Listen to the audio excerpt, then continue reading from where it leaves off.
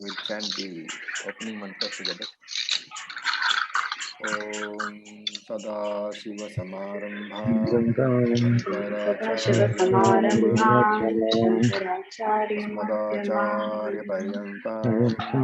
Asmadacharya-Paryantam Om Sahana-Vavatu Sahana Sahavir Tejasvinavadhitamastu Vishavahai. Om Shanti Shanti Shanti. Okay, so let's look at the Shanti Patha. We'll chant that together. Om Bhadram Karane Shrunuyama Deva Bhadram Pasyema Akshadhiryajत्राः Tirairangai Sushtuvagunsastunubihi Vyashema Deva Hitam Yadayuhu Swasti na Indro Vriddhashravah Swasti na Pusha Vishvavedaः Swasti Nastaraksho Arithanemihi Swasti na Brahaspatirdadhatu. Om Shanti Shanti Shanti. Now we can chant the second chapter. We are on the second chapter, the second section, second adhyaya, Dvitiya Khanda. So let us look at that. We'll chant it together. Avi Sannihitam Guhacharam Nama. Avi Sannihitam Guhacharam Nama. Mahatpadam Aitrat Samarpitam. Mahatpadam Aitrat Samarpitam. Ejat Prana Nimishascha Yedetad. We'll do that first quarter. Ejat Prana Nimishascha. Ejat Prana Nimishascha. Yedetad Janata Sad Asadvarenyam. Yadetat Janat Sada Sadarenyam. Para Vijnanat Yadvarishtham Prajanam. Param Vijnanat Yadvarishtham Prajanam. Yadarchimad Yad Anubhyo Anucha. Yadarchimad Yad Anubhyo Anucha. Yasmin Loka Nihita Lokinascha. Yasmin Loka Nihita Lokinascha. Tadetat Aksharam Brahma. Tadetat Aksharam Brahma. Pranastadu Vangmanaha. Pranastadu Vangmanaha. Tadetat Satyam. Tadetat Satyam. Tadamritam Tadvedavyam. Tad Amritam Tadvedavyam. Somya Vidhi. Somya Vidhi. Dhanurgrahitva Upanishadam Mahastram. Dhanurgrahitva Upanishadam Mahastram. Dhanurgrahitva Upanishadam Mahastram. Dhanurgrahitva Upanishadam Mahastram. Sharam Yupasa Nishitam Sandhyayita. Sharam Yupasa Nishitam Sandhyayita. Ayam Yatad Bhavagatena Chetasa. Ayam Yatad Bhavagatena Chetasa. Lakshyam Tadeva Aksharam Somya Vidhi. Laksham Tadeva Aksharam Somya Vidhi. Pranavo Dhanuhu. Pranavo Dhanuhu. Sharohyatma Brahmatal Lakshyam Uchyate. Sharohyatma Brahmatal Lakshyam Uchyate. Apramatena Vedavyam. Apramatena Vedavyam. Sharavat Tanmayo Bhavet. Sharavat Tanmayo Bhavet. Yasmin Dhau Prithvi Chantariksham. Yasmin Dhau Prithvi Chantariksham. ओतं मनः सह प्राणैश्च सर्वैः ओतं मनः सह सह प्राणैश्च प्राणैश्च सर्वैः तमेवैकं जानथ आत्मानम् तमेवैकं जानथ जानथ आत्मानम् आत्मानम् अन्यावाचो विमुञ्चथामृतस्य एष सेतुः अन्या वाचो विमुञ्चथामृतस्यैष तस्यैष सेतुः अरा इव रतनाभौ संहता यत्र नाडयः अरा अरा इव इव रथनाभौ रतनाभौ संहता संहता यत्र यत्र नाड्यः नाड्यः स एषोऽन्तश्चरते बहुधा जायमानः स एषोऽन्तश्चरते बहुधा बहुधा जायमानः ओमित्येवं ध्यायथ आत्मानम् ओमित्येवं ध्यायथ ध्यायत आत्मानम् आत्मानम् स्वस्ति वः पाराय तमसः परस्तात् स्वस्ति वः स्वस्ति वः पाराय पाराय तमसः तमसः परस्तात् यः सर्वज्ञ सर्वविद् यः यः सर्वज्ञ सर्वविद यस्यैष महिमा भुवि यस्यैष महिमा महिमा भुवि भुवि दिव्ये ब्रह्मपुरे दिव्ये ब्रह्मपुरे ब्रह्मपुरे ह्येष व्योमन्यात्मा प्रतिष्ठितः येष व्योमन्यात्मा प्रतिष्ठितः मनोमयः प्राणशरीरनेता मनोमयः प्राणशरीरनेता प्रतिष्ठितो अन्ये हृदयं सन्निधाय प्रतिष्ठितोऽन्ये हृदयं सन्निधाय तद्विज्ञानेन परिपश्यन्ति धीराः तद्विज्ञानेन परिपश्यन्ति धीराः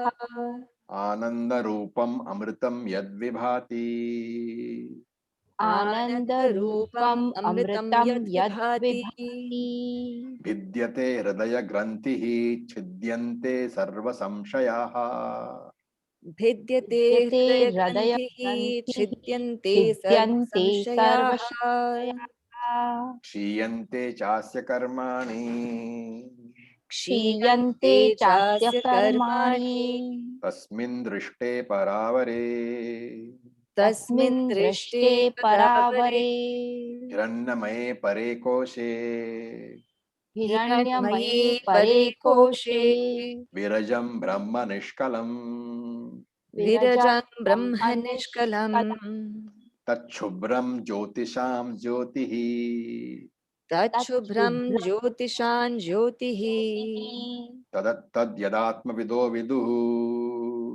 तद्यदा तद्यदात्मविदो विदुः न तत्र सूर्यो भाति न चन्द्रतारकम् न तत्र सूर्यो भाति न चन्द्रतारकम् नेमा विद्युतो भान्ति कुतोऽयमग्निः नेमा विद्युतो भान्ति कुतोऽयमग्निः तमेव भान्तम् अनुभाति सर्वम् तमेव भान्तमनुभाति सर्वम् तस्य भासा सर्वमिदं विभाति तस्य भासा सर्वमिदं विभाति ब्रह्मैवेदम् अमृतं पुरस्तात् ब्रह्मैवेदम् अमृतं पुरस्तात् ब्रह्म पश्चात् ब्रह्म पश्चात् ब्रह्म दक्षिणस्तश्चोत्तरेण ब्रह्म दक्षिणतश्चोत्तरेण ब्रह्म दक्षिणस्तश्चोत्तरेण ब्रह्म दक्षिणतश्चोत्तरेण अधश्चोर्ध्वं च प्रसृतम् अधश्चोर्ध्वं च प्रसृतम् ब्रह्मैवेदं विश्वमिदं वरिष्ठम् ब्रह्मैवेदं विश्वम् इदं वरिष्ठम् इति द्वितीयमुण्डके द्वितीयखण्डः इति द्वितीयमुण्डके द्वितीयखण्डः Okay, so now I'll just unmute all of you.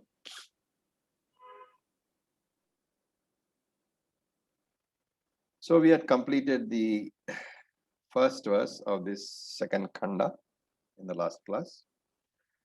And the topic was there how to understand what is pure consciousness, how to understand Brahman, and then Brahman can be known only as pure consciousness, which is to be known as I am, Aham Eva.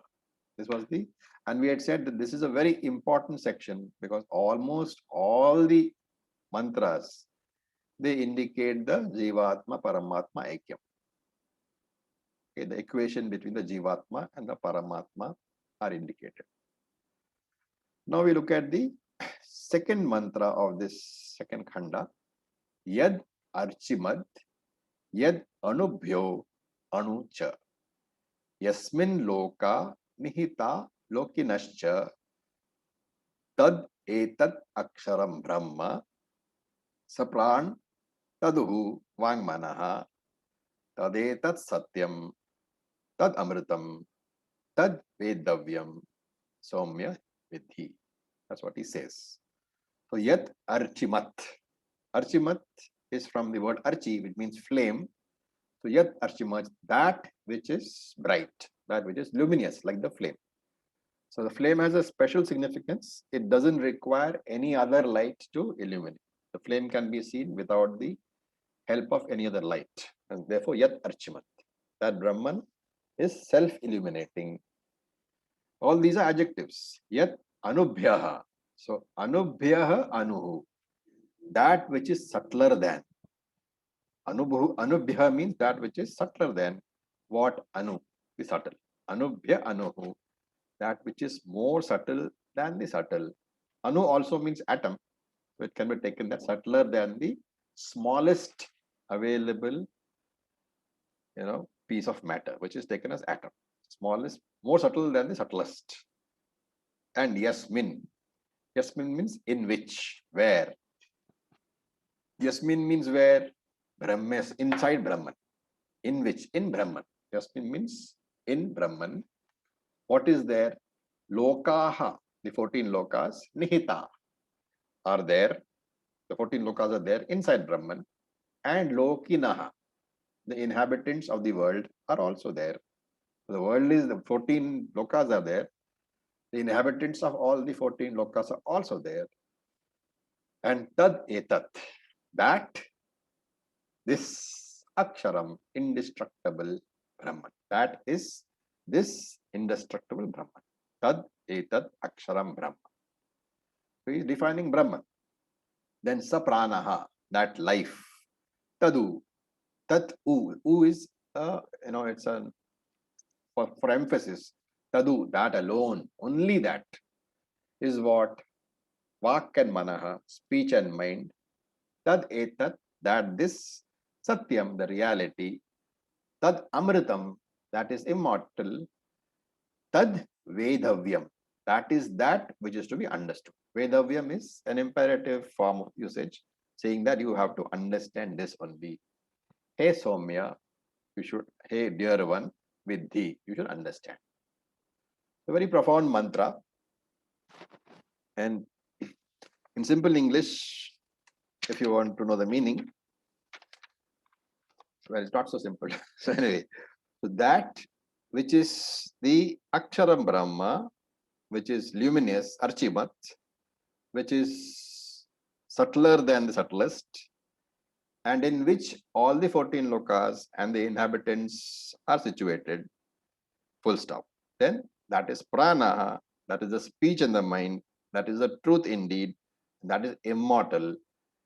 All these are about descriptions of Brahman alone. He says Brahman is prana, Brahman is speech, Brahman is mind, Brahman is the truth, Brahman is immortal, and that this described Brahman, hey Somya, Vidhi, you have to understand. Now let's look at each of these words. Yat Archimat, that self-effulgent Brahman. Why self-effulgent? Because it is that Brahman which requires no other light to illuminate it. It is because of that Brahman that everything else is illuminated. So that Chaitanyam, that consciousness, reveals our very thoughts. It doesn't need anything else to reveal it. It is constantly in view. That is self-evident. So Vedanta is trying to shift our focus from worldly objects to the consciousness principle. And in his Bhashyam, Shankara says this Archimat should be taken as Diptimat, shining. Why? Because like other objects like the sun, etc., which are shining, this Brahman also shines. But not only that, it is because of the consciousness principle which is Brahman, it is because of that light of Brahman that other objects are able to be seen. So that is why it is called Archimat. That luminous Chaitanyam, because of which alone we are able to know anything else in the world. And Tad Etad Aksharam Brahma. That alone is the indestructible Brahman. So then there is a possible question here. So if Brahman shines, when other objects shine, for example, the sun shines, the moon shines, the star shines, the flame is bright, I can see them all. But if Brahman is shining, why can I not see it? And therefore Shruti says, Yad Anubhya Anucha. It is subtler than the subtlest available entity and therefore not available for your perception. Not available for perception, but available for Anuman, inference. You cannot say that none of the Pramanam is able to know Brahman, because then if it was that case, then we would not be able to study Brahman at all. Veda would have no meaning. So it's not available for perception, but it is available for Anuman. Okay. So apparently a comparison is being made, right? Between what bright objects which we have like sun, moon, stars and Brahman. So this is meant for understanding only, but really speaking, there can be no comparison at all. Why? Because they belong to different levels of reality. One is Paramarthika Satyam, the absolute level of reality. The others, the sun, the moon, stars, etc., the flame, all these belong to Vyavaharika Satyam, the relative or transactional level of reality. Then there is a word cha. So this cha, sounds very simple, like just and. But Shankara says, no, don't think of it as and. That cha you have to connect to what Yad Anubhya Anuhu. So it's in one, if you look at the verse, it is Yad Anubhya Anuhu, which is the first verse, or first line only. Yad Anubhya Anuhu cha. Cha is the last word in that first line of the mantra. So he says this you have to connect to Anubhya Anuhu. What is Anubhya Anuhu? Subtler than the subtlest. And therefore, cha should indicate the exact opposite, which is bigger than the biggest, grosser than the grossest. So he says Mahato Mahiyan. It should indicate that not only is Brahman subtler than the subtlest, but it also is grosser than the grossest, bigger than the biggest. Where does this come from? So when you see, when we do Katha Upanishad, you will find that there is a description there. Brahman is bigger than the biggest, smaller than the smallest. So Shankara borrows from Katha Upanishad. The same description is given here. Then we go to the second line. Yasmin lokaha. So you Yasmin lokaha nihitaha lokinaha cha. That is a breakup. Yasmin lokaha nihitaha lokinaha cha. So here you have to add, you have to supply in this Chaitanyam. Asmin Brahmani. In this Chaitanyam, lokaha, the entire world, the entire Mithya Prapancha, entire universe is supported. Right? Entire Mithya Prapancha supported. Nihita. Nihita means supported. And Lokinaha cha, the largest galaxy to the smallest amoeba, they are all supported. They all belong to Brahman alone. It's easy to say that, but if we have to actually imagine that in this Brahman, the largest galaxy is supported. Of course, all the galaxies together are supported. But the entire universe, which is some 13.5 or 14 billion light years, those words don't carry any meaning to us. So let us look at the largest single galaxy. Anybody is aware what is the name of the largest single galaxy? Okay, it's about, it's something like 2 million light years long, which means 2 million light years is how much, you know? The light, the distance covered by the light, in 2 million years is called 2 million light years. That is the size of the galaxy. It's got a name, IC 1101, very technical, mathematical name. It contains 100 trillion stars. The word trillion itself, you know, is difficult for us to imagine. Trillion is 1 plus 11 zeros. That is just one of the galaxies that is supported in this Brahman. That is the largest. And the smallest, you can take an atom or you can take amoeba, anything. All these are supported by this Brahman alone. So Nihitaha, supported. It's a very important word, Nihita, because everything which is known to exist is dependent upon this Brahman alone. Why? Anything is knowable. So when we say everything depends upon Brahman, we must understand what that statement means. Anything is knowable. Why? Why is anything knowable? Known or knowable? Because of the mind. Or see. Chaitanya. Because of consciousness alone. So other than say mind, mind is a limited entity. So here you say because of that Chaitanyam alone, consciousness alone, you are knowing it.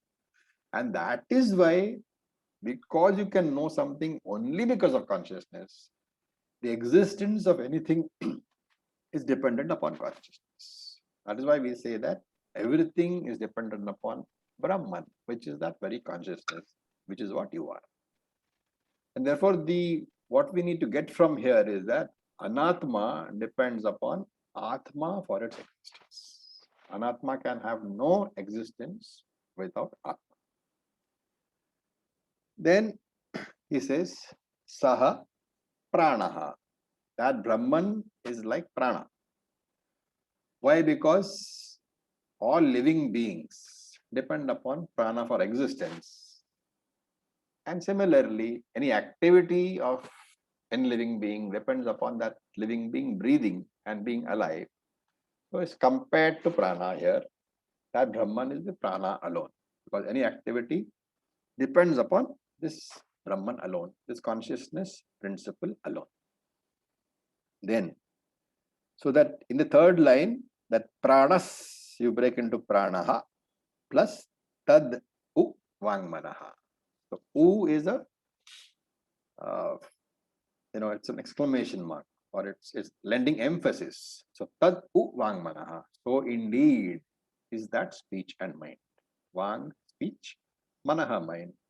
So Brahman manifests as the vak, as the external spoken word. That is also Brahman. That is the external manifestation of Brahman outside my body. And Manaha, it manifests as my thoughts also inside my body. And therefore, Tadu Vang Manaha. Everything outside, all the speech outside is also Brahman. All the thoughts inside is also Brahman. And fourth line, Tad Etat Satyam. That Chaitanyam alone is the real Chaitanyam, is Satyam. Everything else is Mithya. Satyam here you have to borrow from Tattvabodha, Trikale Tishtati iti Sat. That which exists in all the three time frames, that only is Tat, is Sat. Therefore, Tad Etat Satyam. That consciousness principle, that Brahman alone is Satyam. Everything else is Mithya only. So Tad Etat. Tad Etat is interesting. You break it up into Tat plus Etat. So Tat Etat means the oneness of Tat and Etat. Tat is that. Etat is this. What does it represent?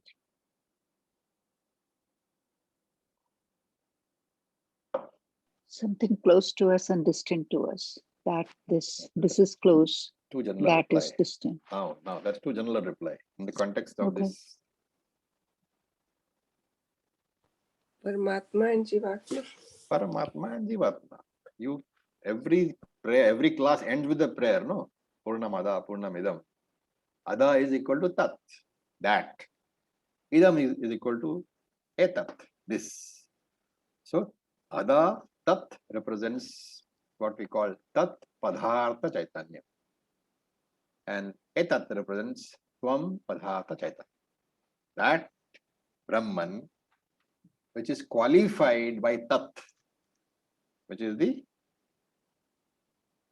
when I say that Ishvara is something which is qualified by what?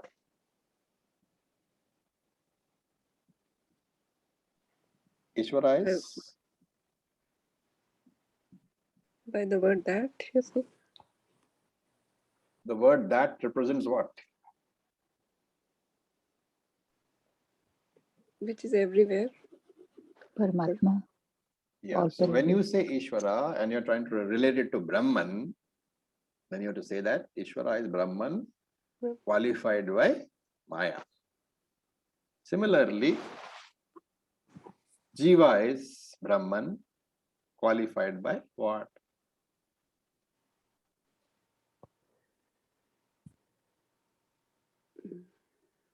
Avidya. Avidya, yes. But for us, Avidya here is the body-mind complex, the Upadhi. So Brahman plus your individual Upadhi, body-mind complex, is Jiva. And Ishvara is Brahman plus the universal body-mind complex, which is Maya, not Ishvara. Okay, so Tat, Etat is the same as Purnamada, Purnamidam. The equation should be understood. Really speaking, there is no difference at all in the essence. The essence is only Brahman. So he says this Chaitanyam alone is called Aksharam Brahma, the indestructible one. Okay. Now, what is the Guru trying to say over here? Incidentally, who is the Guru? Do you remember? We have spoken. We haven't talked about the Guru for a long time. Who is the Guru here? Angira Rishi. Angiras. Okay, so let's not forget. Angiras is the Guru and the Shishya is who? Shaunaka. Shishya Shaunaka. Okay, so Angiras is trying to tell Shaunaka that, you know, the time has come for you to understand that there is no distinction between creator and creation. You have to learn to collapse the creation.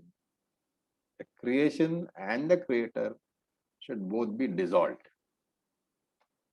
And therefore he's trying to tell us that when you understand Paramarthika Satyam, when you wake up to this higher level of reality, everything that is the universe is only seemingly real. It is mithya only. And therefore all matter is mithya. And since it is mithya, mithya vastu, any mithya should not be used for security. It should be used only for entertainment. Because that Paramarthika Satyam, which you use for security, that alone cannot be negated. Mithya can be subject to negation. It's a mental negation, remember. What is the destruction of the pot? The pot gets destroyed in the knowledge that it is clay. So that's basic Vedanta. Destruction of the pot, you don't need to break the pot. Once you understand the pot is clay, that knowledge that the pot is nothing but clay, that is the as if destruction of the pot. And the wonderful thing is that the destroyed pot can continue to hold water. So this is the magic of Vedanta. You destroy something, but you continue to use it. That is what we are saying. Destroy the world, but continue to live in the world. And then Tad Amritam. That Chaitanyam alone is immortal, is not subject to any sort of destruction. Why? Because it is Satya. And it is Avinashi. It is indestructible. And therefore he says, Angiras says, Tad Vedavyam. You should understand in this manner only. So Vedavyam, Shankara qualifies with a nice phrase. He says, Manasa Taditavyam. Taditavyam means to strike, to hit. So he says, with your mind, you must beat this Brahman. Take the mind as a stick and strike the Brahman with your mind. Then alone you will understand. So, hey Soumya, O pleasant one, Tad Vedavyam Vidhi. This Brahman has to be understood as the primary goal of your life. Whether you are a karma yogi or a sannyasi, it does not matter. The primary goal is that Brahman alone. Okay, so that is the first verse. Sorry, the second verse. Now we will chant the third verse. So please unmute yourself and we will chant this one. Very famous one. You may have heard of it also. Dhanurgrahitva upanishadam mahastram धनुर्गृहीत्वा उपनिषदं महास्त्रम् sharam hyupasanishtam sandhayita शरं ह्युपानिषितं सन्धयेत ayamya tad bhavagatena chetasa आयम्य Ayam तद्भावगते Bhavagatena Chetasa lakshyam tadevaksharam somya vidhi. लक्ष्यं Laksham तदेवाक्षरं Tadevaksharam Somya Vidhi. Okay. So, look at the words. Dhanuhu. Dhanuhu is the bow. Grihitva. So that the ra will be dropped out. It will become Dhanuhu Grihitva. You have taken the Grihitva is having taken hold of. And Aupanishadam. Aupanishadam is not the same as Upanishad. Okay, the word is Aupanishadam. Aupanishadam, not Upanishadam. So Dhanuhu Grahitva Aupanishadam Mahastra. So Aupanishadam is a word which is derived from Upanishad. It means that which is the essence of the Upanishad or that which is given out by the Upanishad. Right? What is given out by the Upanishad is Upanishad. Then Mahastram. Mahastram is great arrow.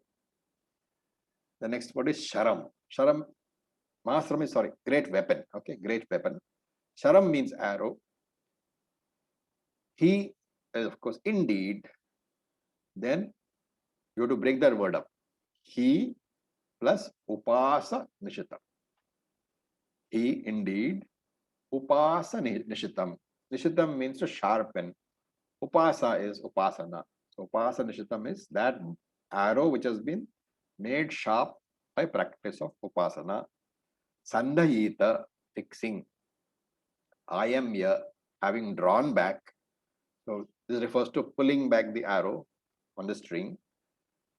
Tad bhava gatena, fixed on that. Tad. That tad here is Brahman. Fixed on Brahman. Chetasa, with the mind. Lakshyam is target. Tad eva aksharam. That immortal Brahman alone. Hey Soumya vidhi. Hey Soumya, you should learn. Okay. So in the previous mantra, if you remember, the teacher said that Brahman should be the target. Now Angiras talks about this spiritual sadhana as a type of practice. Now this is Jnana Yoga he's talking about. He is giving the example of archery. It's a very important mantra. A lot of ideas are clarified in it. So in this mantra 3 and the next mantra 4, the activity of Jnana Yoga is compared to archery. And if an archer has to hit the target, archer means assuming he's got all the equipment required. So if the archer has to hit the target, what all is required? First and foremost, what is the first and foremost thing that is required? Focus, concentration. No, there should be a target. Student First, there should be a target to hit. Without a target, Brahman. right? The target is Okay. Brahman. then something has to hit the target. That is the arrow. So the target here is compared to Brahman, Lakshyam. The word Lakshyam here is target. Brahman. Arrow here, Sharam. This is not the Hindi Sharam. Hindi Sharam means what? Shame. This is not that. This is Sharam, the Jiva, the arrow. So Jiva is the arrow. The Upanishads are the bow. Okay. Don't confuse with Upanishad. We'll explain that. Upanishad is the bow. And the archer is who? Jiva. No, I said Sharam is the target. Sharam is the arrow. Jiva is Sharam. Is the arrow. Brahman is Lakshyam. Arrow is Jiva. Upanishad is bow. What else is left? The teacher will be the bow. The teacher. That's why Archer is called Acharya. Okay. Anyway. So Archer is the Guru. The Acharya, the teacher. Okay. So how should we understand all this? Number one, when there is a target and when there is an arrow, there is duality because the arrow is different from the target. So how do we get rid of the duality? The target has to be, the arrow has to merge into the target. So this Bheda reality, the different reality where there are two things, has to be overcome by one thing merging into the other. So the Jiva has to become Abheda by merging into Brahman, by hitting Brahman to the Jiva to Abheda. The instrument from which, or the instrument to help the arrow travel, if you want to call it that, is the bow. Okay. So now look at the verse. It says, Dhanur Grahitva, holding the bow. What kind of bow? Upanishadam. So I said that it is not the same as Upanishad. Upanishadam is what is revealed by the Upanishads. What is revealed by the Upanishads? Brahma Satyam Jagan Mithya. Yeah, so Ishvara is revealed. Ishvara is also represented by one single monosyllable word. What is that? What is the monosyllable word you have for Ishvara? Om. Om, right? And therefore, Upanishadam means Om. Okay, revealed by the Upanishads is Om. Now, we come to Om. So we'll have a small discussion here on Om, because even among you guys and among most of the spiritual fraternity, if you can call it that, there are very many ideas about what exactly is Om. And here, since we are talking about something revealed by the Upanishads, which is Om itself, we need to be very clear on what we mean the moment we say Om. So many people have different ideas. Some are gathered from our elders. Some are gathered from listening to different teachers belonging to different traditions. Some are gathered from WhatsApp posts and Facebook posts. Okay, a lot of confusion is there. So a little bit of clarity is required. So one simple way of looking at Om is as a mantra for simple chanting. Om. What is the purpose? It is to invoke the grace of the Lord. So Ishvara Anugraha invocation. That is the purpose of Om. And when you say, as a spiritual seeker, you are invoking Ishvara Anugraha, remember, here we are all adhikaris, okay? Having come to the Mundaka Upanishad, it is taken for granted that you are all adhikaris. Adhikaris means what? Sadhana Sadhana Chatushta Sampanna. Sadhana Chatusha Sampanna. And therefore, when you invoke Ishvara with Om, you are not invoking for any worldly results. You are invoking solely for Ishvara Anugraha. And as a seeker, as a sadhaka who is an adhikari, that grace has to come in the form of what? Vairagyam alone. Dispassion alone. It's very important. The reason is that a householder, one who is not a full-time sadhaka. So Shastra says that if you are a householder, you don't invoke Om for Ishvara Anugraha. You add a name, a Nama Rupa you add. So you either say Om Namah Shivaya or you say Om Namo Narayanaya, whichever is your Ishtadevata you invoke. That is said in Shastram because it is not good for a householder to have too much vairagyam, at least not at the early stages. So by the time you start coming into Vanaprastha, then you drop the other names and you start invoking only Om. Okay, so you are, as a householder, because you can't afford to have too much vairagyam, you address Ishvara. But that is the Ishtadevata Ishvara in the form of the particular deity whom you worship. That is why you will find that lots of people, lots of teachers, they say that, traditional teachers, they say Grahasthas should never chant pure Om. But of course, we have a different view, right? Is there any reason why a Grahastha cannot have Vairagyam?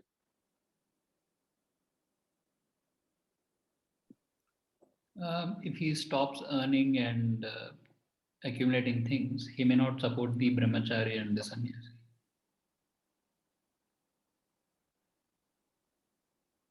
I don't think that's the meaning of Vairagyam. What exactly is Vairagyam? Can you tell me? Define Vairagyam. Anitya Vastu Dosha Darshanam. Seeing the limitations of all the Agree. Anitya Vastu. Seeing the limitations of everything which is there. Does it mean that you shouldn't have them? Not at all. One should not be dependent on those things for one's own happiness or one's own. Exactly. So the question to ask yourself to decide whether you are a Vairagi or not is not how much do I have. The question is how willing am I to lose what I have without any disturbance in my frame of mind. That is the question we ask ourselves to decide if we are a Vairagi or not. We don't ask ourselves, do I have too much? I say whatever I have is great. Whether I have a 1 lakh rupees in my bank account or 10 crores in my bank account, what would be my frame of mind if I lose it all? I'm not suggesting you lose it, okay? I'm just saying that if you lose it, what is your frame of mind? That is the answer to the term Vairagya. Therefore, there is no reason why a Grahastha cannot have Vairagya. Of course, as a Grahastha, and it is likely that your family members may not have the Vairagyam, and if they all have Vairagyam, then you're indeed very blessed. Okay, but mostly I think the Lord provides that the person who has Vairagyam is surrounded by non-Vairagis. That is normal experience. And therefore, you should not express that Vairagyam in such a way that other people get hurt. You should be diplomatic about it, and better not to show it. That is the best way. Not to show it to others. Let the Vairagyam be mainly mental. Okay. Now we look at the word Om again. So here a little bit of grammar. I don't know how many of you will follow this, but little bit of grammar because that's how Shankara looks at it also. So there is a linguistic derivation. What is linguistic derivation? You take the root word, dhatu as we call it, and then you add a suffix or a prefix and then arrive at the word. So there is a dhatu called av, a verb with a halat, av dhatu. The meaning given in the dhatu, I'll show you the book. The meaning given in the book is this thing. Okay, it's called a dhatu kosh. The meaning given there is av is equal to rakshane, to protect, and therefore the first meaning is avati rakshati eti om. That which protects you, that is om. And if you want the actual derivation, do you want? How many of you are Sanskrit Pandits?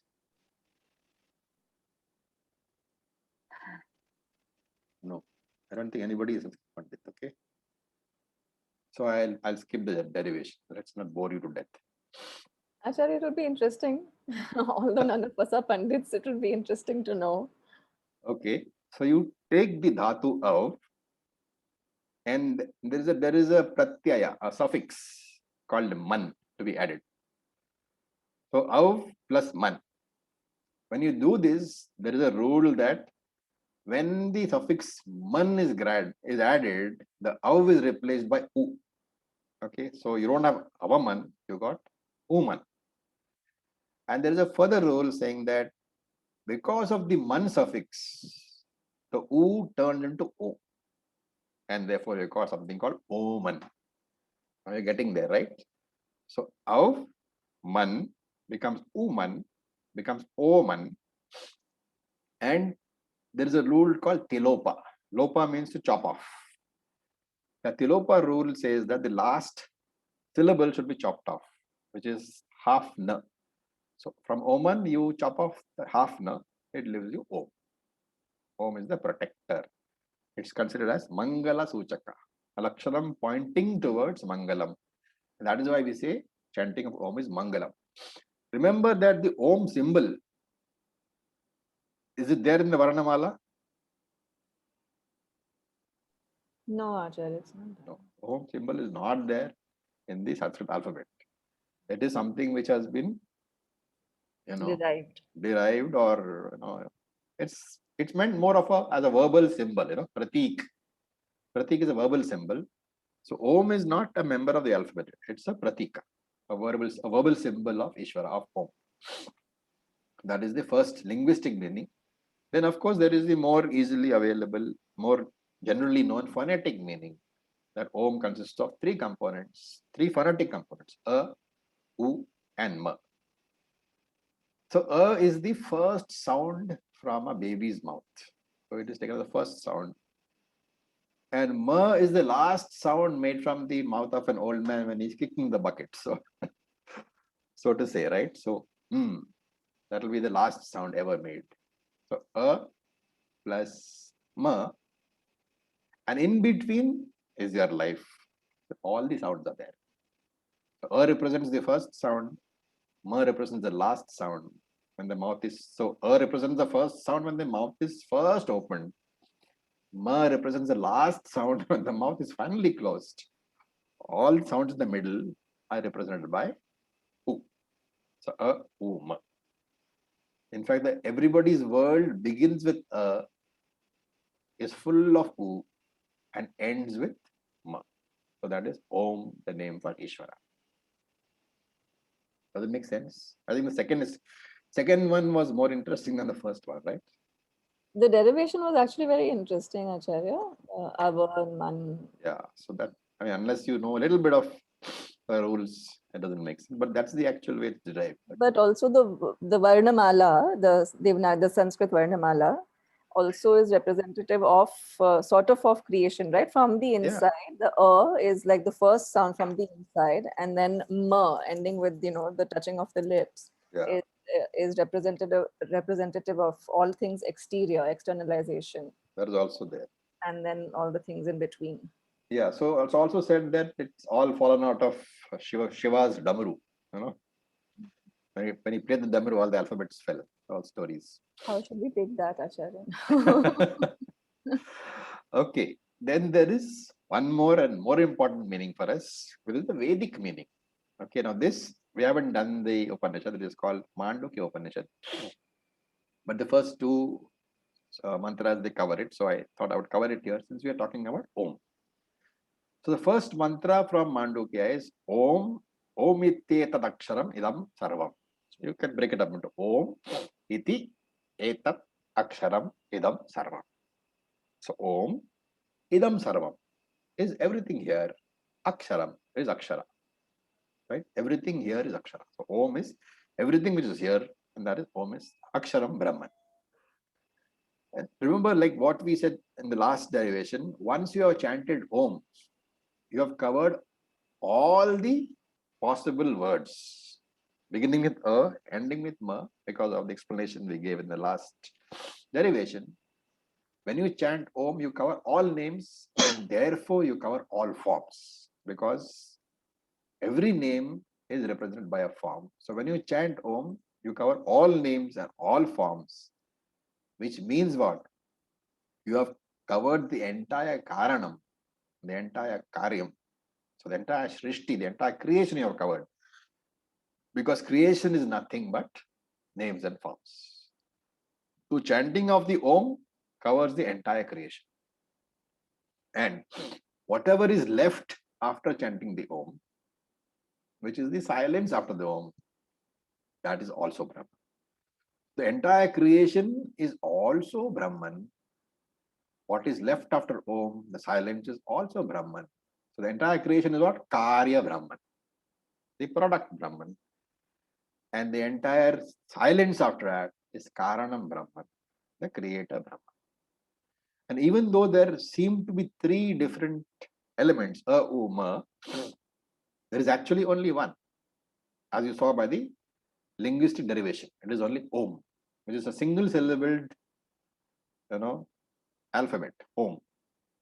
And therefore, Sampradaya says that chanting Ma separately is incorrect. And I have seen several people, including advanced students, advanced teachers also, saying Aum. Sampradaya says that that is absolutely wrong. And Sampradaya says something very interesting.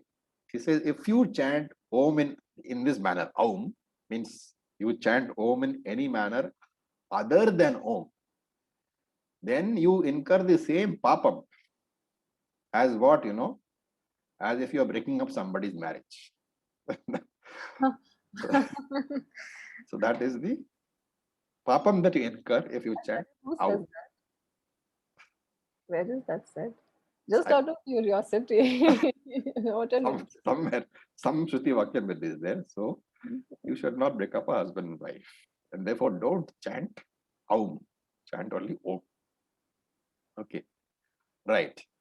Now there is something called a matra, the unit of time for which we chant a particular, word. And Tanmay just gave a lecture yesterday. What are the 3 units of time which you use? Tanmay? Rasvar, Dirgha, and Yeah. Plut. So Hresva is 1 unit of time. Dirgha is 2 unit of times. And Pluta. Pluta is 3 unit of time, right? So Pluta means it should be for 3 units. Like you can say this way. That is 3 units. If you take one of this as 1 unit, 3 units. And the correct time unit for Om is Pluta. 3 matras we call it. And so Om is not Om or Om, it's Om. That's the correct way to pronounce Om. 3 matras, Pluta. And again, remember, Om is not a word. It is a pratika. It's a symbol. It's a word symbol representing Ishvara. Okay. What do I mean when I say pratika? So any word, it always reveals something, right? So there is a connection between a word and the object which is revealed. So that connection is called Abhidhana Abhideya Sambandha. The revealer revealed connection. Abhidhanam is the revealer. Abhidheyam is the revealed. And this is the connection between the word and the object revealed by the word, which means, in other words, that any word, if it doesn't represent an object, that word has no meaning. Therefore, when I say the word hand, the image of this hand of mine is intimately associated with the word hand, with the word hand. The hand image is associated with the word hand, right? So this is the connection between a word and the object. Does it have the same connection as pratika? No. Because a pratika is a symbol which I am superimposing on something else. For example, when I say Om, that Om is a symbol which is superimposed upon Brahman. When I say Om, I mean Brahman, I mean Ishvara. Similar is Pratima. So Pratika is a word symbol Pratima is a form symbol. So Shivalingam is Pratima. Saligramam is Pratima. Om is Pratik. Both are superimposed upon something else. So Om is superimposed sound symbol Pratika on Brahman. The Shivalingam is a form superimposed upon Brahman. And therefore, when I say that Om is everything, what I really mean is that it means Brahman is everything. And Brahman is a fit object, appropriate object for my meditation, for my contemplation. And therefore, Om becomes an object for my contemplation, for my meditation. That is why we say Om is to be meditated upon. Because Om is Sarvam, Sarvam is Om, and also Sarvam is Brahman. They are only two different words. When I am saying Om, I have taken that word symbol because Brahman is not capable of being expressed in words. Saying Brahman is a concept, right? So if I want to express that Brahman in one word, Om is the right word, as revealed by the Upanishads. So meditating upon Brahman is nothing else but meditating upon Om. And therefore Om becomes the object of my meditation. Okay, anything so far before I go on, because I'm going to start taking a few mantras from Mandukya for better understanding.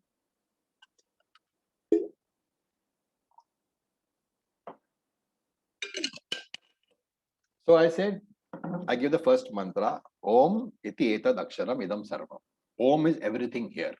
That is the first mantra from Mandukya. And he says further, Bhutam bhavat bhavishyad iti sarvam omkar eva. Bhutam, all that was in the past. Bhavat, all that is here. And bhavishyad iti, all that will be in the future also. So the past, the present, and the future, everything which was there in all these three time frames, sarvam omkara eva. All this is Om alone. Anything which you can think of is only Om. And that Mandukya Upanishad goes one step further. What did he say? Bhutam bhavat bhavishyat iti sarvam omkara eva. Everything that was in the past, everything that is in the present, and everything that will be in the future, that is Om alone. And he says, Anyat trikala titam tadapi omkaram eva. Whatever is beyond these three time frames, that is also Omkara. So he's covered everything. Normally we expect that within the three time frames of past, present, and future, everything is covered.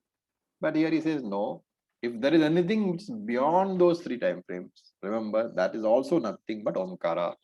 That is also nothing but Om only. So the first mantra from Mandukya, a very, very potent mantra. And the second one, it says, Sarvam hi etad Brahman. He starts the same thing.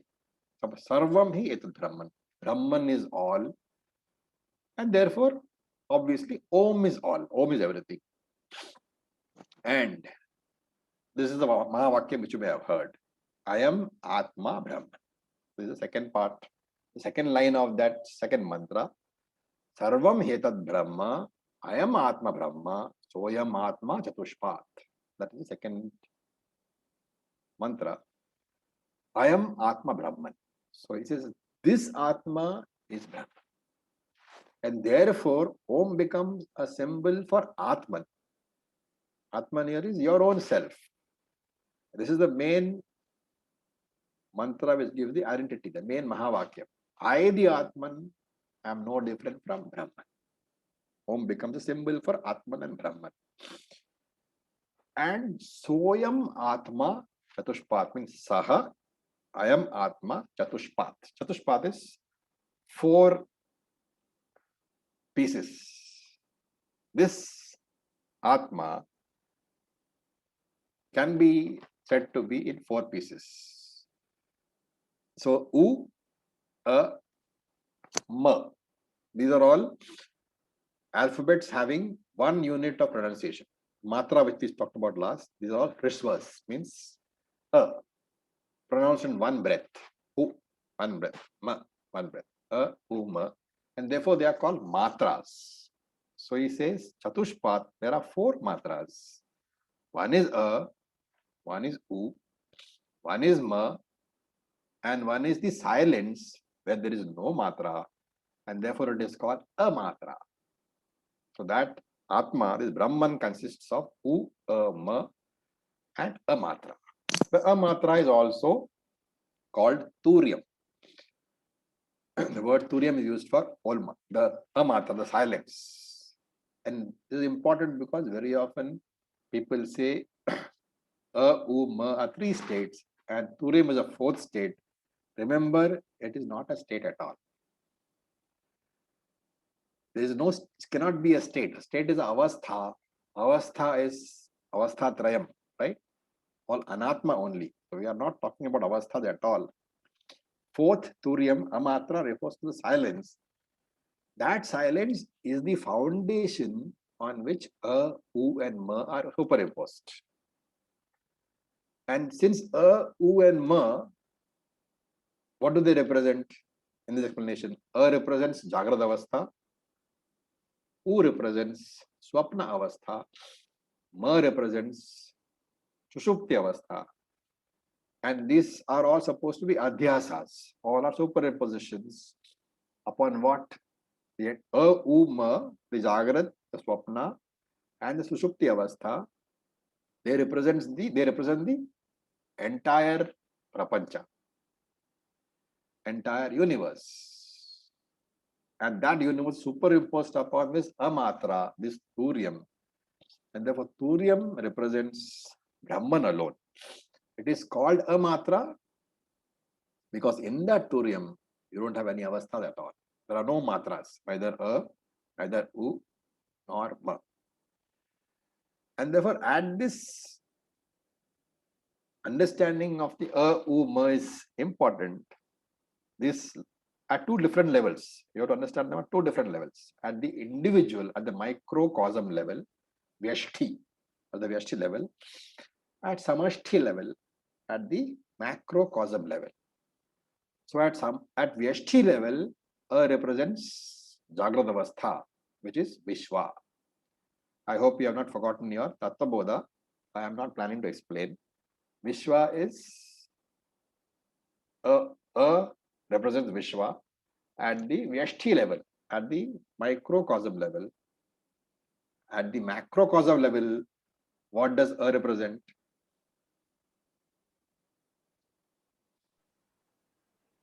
Virat. Virat. Similarly, U represents Taijasa at the Vyashti level, and what at the macrocosm level?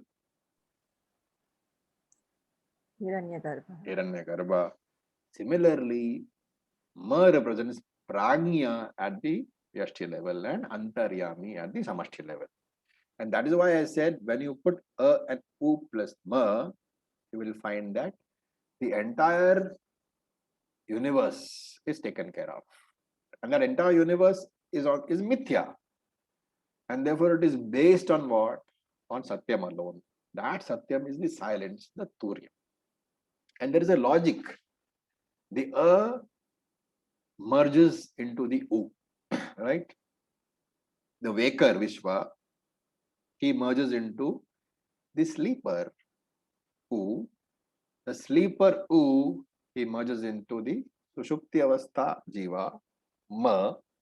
And from that Ma alone emerges the waker again. So A goes into U, goes into Ma, and A emerges from Ma alone. Similarly, the Vishwa merges into Taijasa, merges into Pragya, and from Pragya alone, Vishwa emerges again. At the macrocosm level, at the Samashti level, is the same thing. Virat merges into Hiranyagarbha, Hiranyagarbha merges into Antaryami, Antaryami gives rise to Virat again. And finally, because ultimately, Antaryami gives rise to Hiranyagarbha, Hiranyagarbha gives rise to Virat. So at the Samashti level, Antaryami has got a different name. That is called Ishvara. And this Atman, this Brahman is the very foundation, the very substratum of all the three, without which the other three cannot exist. This Turyam, therefore, is also a Matra, because it has neither Jiva, neither the Vishwa, nor the Tajasa, nor the Prajna in it. It doesn't have Virat, it doesn't have Hiranyagarbha, it doesn't have Antaryami. None of these six entities, they contaminate Turyam. Turyam is Amatra Brahman. And therefore, Amatra represents pure Chaitanya, devoid of any attributes whatsoever. Om is therefore the name for Saguna Ishvara, the Lord with gunas. And when the name is not being chanted, in the interval between the two names, what remains is Amatra, Nirgunam Brahman. And therefore, Om covers both aspects of Brahman, Saguna and Nirguna. And we can invoke Om as for the entire Srishti. Om is the representative of the entire Srishti and meditate upon it. Or you can invoke Om as representing Nirguna Brahman and meditate upon it. And therefore, Omkara Upasana is said to be the highest of all upasanas, conferring both Chit Shuddhi and Punya. And therefore, Angiras says, Dhanur Grahitva Upanishadam Mahastram. Pick up this bow, which is Om. Om is the bow. Pick it up. It's a Mahastram. It's a great weapon. So normally the word Astram means arrow. Okay, remember. But here you have to think of it as a weapon, because Mahastram is the name for Om, which is the great bow. So here it is a great weapon. Grahitva means having picked up. And here in this context, Grahitva means this Om you should have received properly. Om means what? The entire Shastric teaching, the entire Upanishadic teaching you should have received properly from a teacher. After that, Om is available to you, right? The bow is available to you, but you have to make sure that the sharam, the arrow, is straight and sharp. If the arrow is not straight, what will happen? It will wiggle and waggle when going through the air. It will miss the target. If it is straight but not sharp, what will happen? It will hit the target all right, but it will not pierce the target. Right? And the arrow therefore is Sharam hi upasa nishitam sandayeta.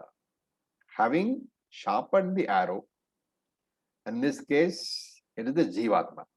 You can take it as the Jivatma. He is a traveler. That is the connection with the arrow. The arrow travels, the Jivatma travels from birth to birth. Therefore, he is a traveler. And this travel will continue how long?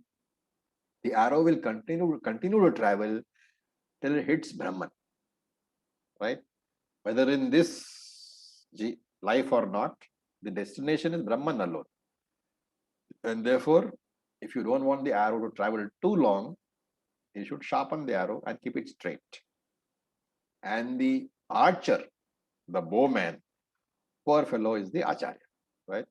One by one, he dispatches each Jivatma to Brahman, hoping that it is sharp enough to go there and stick there.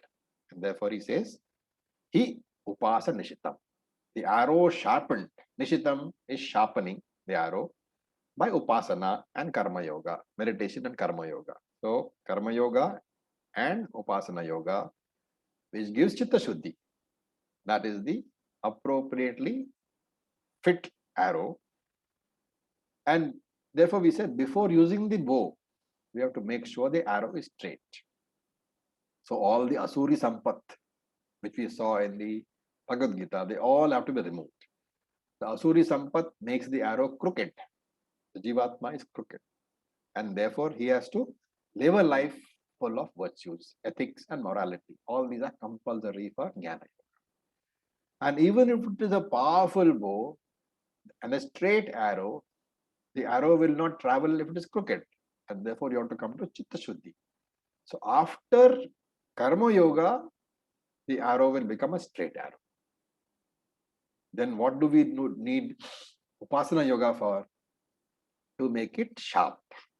Because it's not enough to have Chitta Shuddhi only. Your mind must have the capacity to be able to understand the words of the Shastra. And therefore that is Chitta Ekagrata. The capacity to focus your mind for long periods of time. So you have Karma Yoga for Chitta Shuddhi, Upasana Yoga, meditation for Chitta Ekagrata. When both are done, then you are Sadhana Chatushtaya Sampannaha. You are an arrow which can be fired. This arrow is the Jiva, suitably prepared through Karma Yoga and Upasana Yoga. The bow is Om, the Upanishad. The target is Brahman, which is the meaning of Om. Remember that.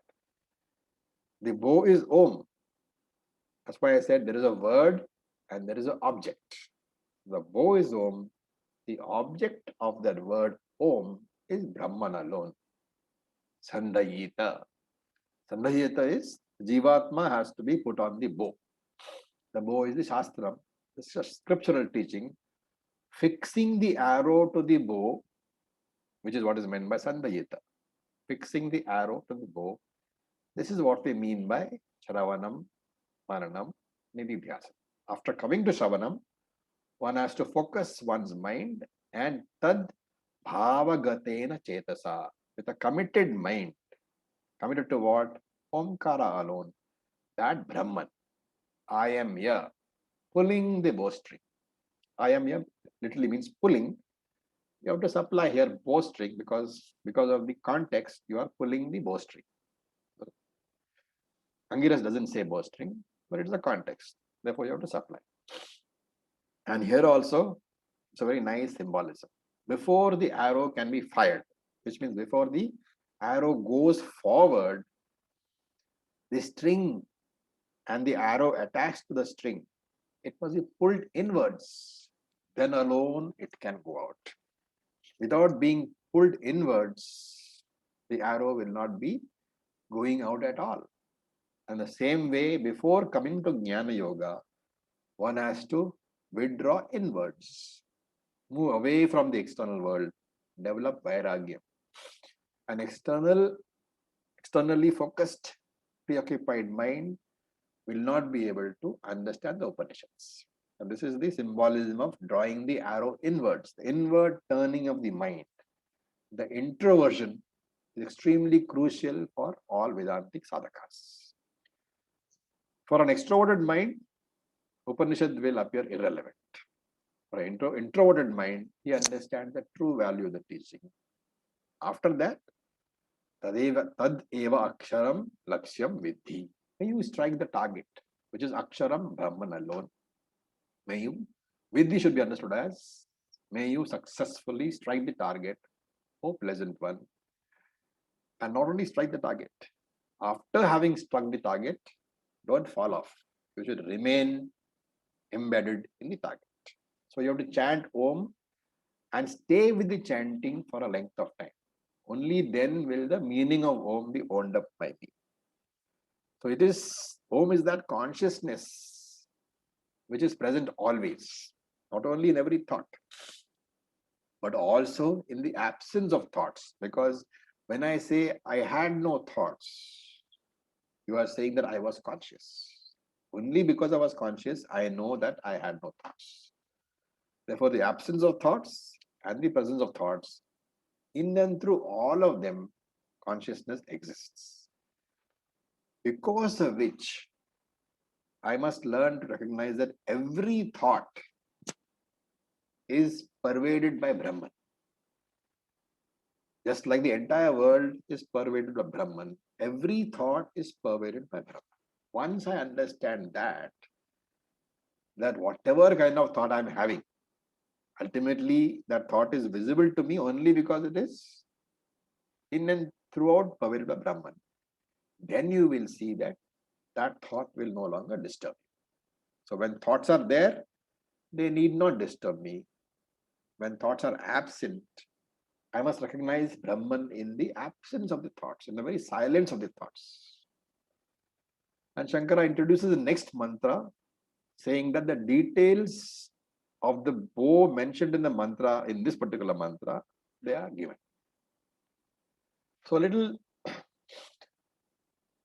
a very important mantra, so that we need to do some maranam and you're able to properly assimilate the mantra. For example, in this arrow bow example, you can ask a question, right? This Omkara Upasana, which they talk, basically that whole mantra, this entire third mantra is talking about Upasana only, right? Because it says you have to sharpen the arrow through Upasana. So it is Omkara Upasana you have to do. That Omkara Upasana, is it meditation on Saguna Brahman? Because if it is, then you will find that when we do Taittiriya Upanishad, there's mantras and mantras of detail on what is Omkara Upasana on Saguna Brahman. Or is it not Omkara Upasana, but Omkara Vichara? It is not a meditation, is it an enquiry? If it is a meditation, it is on Saguna Brahman. If it is an enquiry, it is on Nirguna Brahman.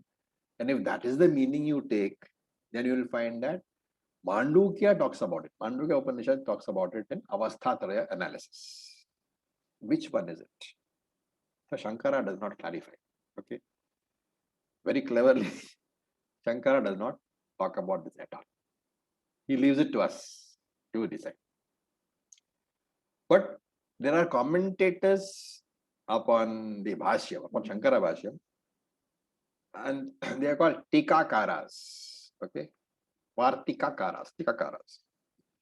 There are two. Anandagiri, very famous commentator, sub-commentator, he takes it as Omkara Upasana, meditation on Saguna Brahman. Then there is somebody called Sachidananda Saraswati, also a very popular sub-commentator. He takes it as Omkara Vichara, enquiry into Nirguna Brahman. And therefore, these are contrasting views. Which view is better? I don't think it's a question of better or not. I think it's about where one is and what one requires at that point in time. And one would probably lead to the other. That is one good answer. The bow we said is the teacher. In meditation, is a teacher necessary? I mean, to initiate the meditation, maybe okay, but once you're doing the meditation, it's an individual thing. That is also an answer. Remember, in this story, there are no right and wrong answers. So that's what makes it so interesting. Actually, Acharya, I had a question regarding this analogy given here, but your question right now is about the Omkar. So I'll ask the question after this session. So if you want to look at, you look at the whole context. This second adhyaya is what? Aparavidya, Aparavidya. It's about para. Aparavidya. Where was Aparavidya dealt with? In the first. The first adhyaya. And therefore, contextually, Aparavidya has been completed earlier. And therefore, we are on Paravidya. And normally in an Upanishad, in a Shastric text, in the whole, every mantra should be in keeping with the central theme. The central theme of the second chapter, second adhyaya is Paravidya. And therefore, we should vote for Omkara Vichara. In keeping with that, it should be Omkara Vichara and not Upasana. Why? Because Paravidya is referred to, Aparavidya is referred to in one verse, in one line over here. What does it say? Sharam Upasa Nishitam. That is past tense. The second word, second line of the mantra is Sharam Upasa Nishitam, which means what? The arrow has already been sharpened by all that has been given in the first chapter. So Chitta Shuddhi is already there. What is the next step? Shravanam, Mananam, Nididhyasanam, which is what is being dealt with in this chapter. In keeping with that, you can take it as the more appropriate view is that this example deals with Omkara Vichara, Nirguna Brahman, and not Saguna Brahman. But as I said, the other is also not wrong. And as Tanmay said, if you have not reached the stage where Chitta Shuddhi is good enough, then you should take it as Omkara Upasana. Okay, with this I'll stop for today. Acharya, so I have a question regarding this particular mantra, the third one. Yeah. Where a very interesting analogy has been given with this, with this example of archery. And usually one would have immediately assumed, as we did, at least as I did, that the archer is the individual. Yeah. But here the archer is somebody who is a different entity than the sadhaka or the, or the Yes. bhikshu. That kind of takes away the control or the free will aspect of it. And it is now how good the archer is or how well trained the archer is. That is why you should go to a teacher who knows how to teach. But then where does the free will of soul? I mean, you go to a teacher and then I guess, one has a little bit of discrimination, the viveka, to see whether something, whether the teacher suits the sadhaka or not. Obviously. See, that's a very good question, because I know a lot of people have gone to teachers, and there are some people who have this fixed idea that once you go to a teacher, you should not go away. Okay. Now, that's not correct. I would personally think that if you go to a teacher and you find that his style of teaching is not suiting you, or what he is saying is not convincing you, you don't disrespect him. He's a teacher after all. You just say namaskara and vanish from his life. Because the point is that you should get benefit out of the teaching. And therefore, what do you normally do when you go to see a doctor? You ask around and say that who is the best doctor around. You ask 10 people, 20 people, you get an opinion, and then you go there. You meet him a few times, and then you decide that, okay, this doctor is good for me. Then you trust him fully. So that should be there. Your trust in the teacher cannot be from day one. It can only be after you are convinced that, yes, what he is saying makes sense to me. After that, even then, I'm not saying that a teacher says that sun shines in the night. You should not, accept it. Okay. You should say, what does he mean by saying the sun shines in the night? I know, because again, the Shastras themselves say, right, that there should be there should be complete faith in the word of scripture and word of Guru, right? Guru. Correct. But it doesn't mean that you don't question. In fact, the entire Upanishad, if you can look at it, in fact, by Upanishad, Bhagavad Gita itself was what? A dialogue. And right? he says that, you have to do pariprashnena also. Pariprashna. You have to keep on asking questions. Otherwise, how will you understand? So Acharya, my question wasn't so much about the, Acharya or Guru aspect about it out here, but how it is taking away from the sadhak itself, where the sadhak is an instrument in somebody else's hand. Yes. Because when you go to learn archery, you are expecting to be taught. And the teacher should be, So it's basically contextual, I guess. Then it's all contextual. The teacher is not expected to hit the target because he has already hit the target. That's why he's a teacher. Right. So you are the one, and therefore you are the arrow. Could it also be, Acharya, just wondering, could it also be that the sharam is perhaps the indriya and the manaha aspect, and the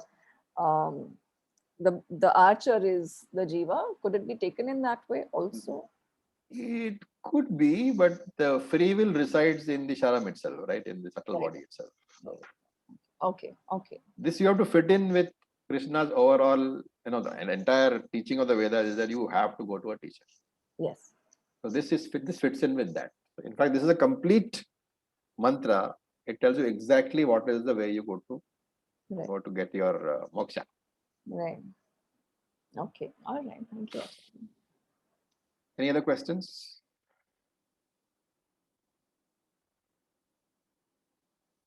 Okay. So with this, we'll stop.